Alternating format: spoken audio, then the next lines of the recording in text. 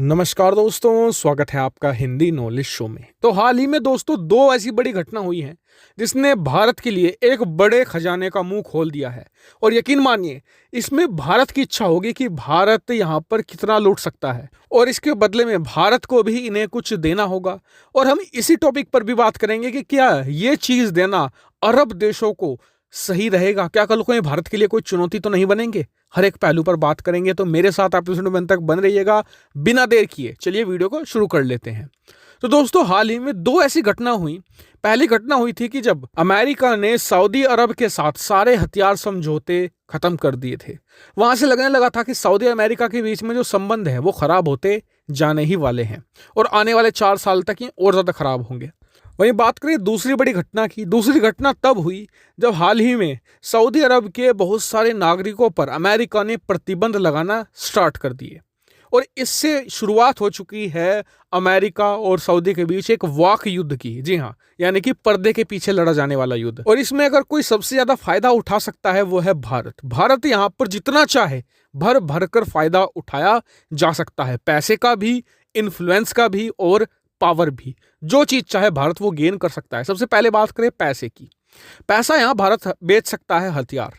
क्यों? क्योंकि देखिए, सऊदी अरब को आज की तारीख में चाहिए जबरदस्त हथियार ताकि वो ईरान के सामने टक्कर ले सके।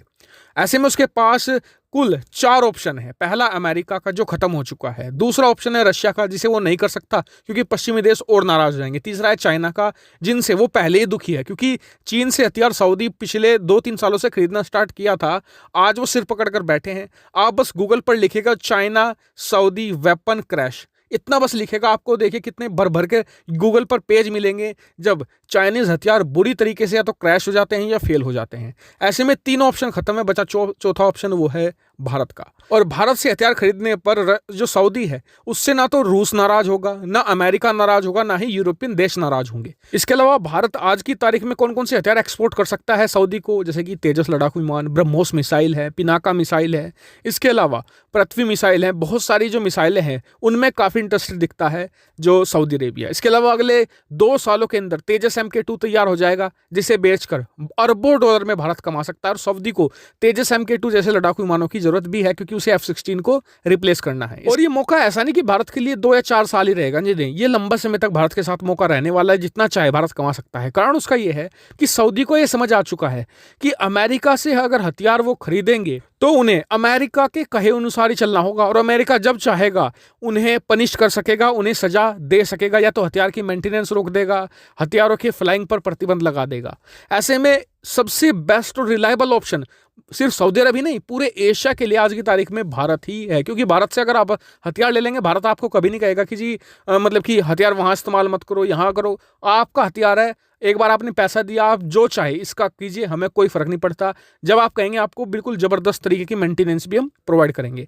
ऐसे में भारत सबसे सुटेबल ऑप्शन है। वहीं दूसरा और तीसरा जो मैंने आपको बताया था, पावर और इन्फ्लुएंस। सऊदी अरब कंट्रोल करता है पूरे मिडिल ईस्ट को। ऐसे में अगर भारत सऊदी पर कंट्रोल करेगा तो ऑटोमेटिकली भारत के हाथ में पूरा जो मिडिल ईस्ट रीजन है और इसकी जो पॉलिटिक्स है वो हाथ में आ जाएगी।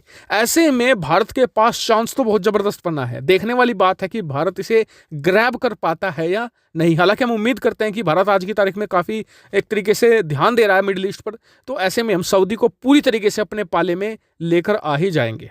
लेकिन जो मैंने आपको शुरुआत में कहा था कि क्या हमें ये चीजें सऊदी को देनी चाहिए, जी हाँ, यानी कि खतरनाक हथियार, क्या भारत के ही हथियारों के दम पर कल को सऊदी अरब भारत को चैलेंज कर सकता है?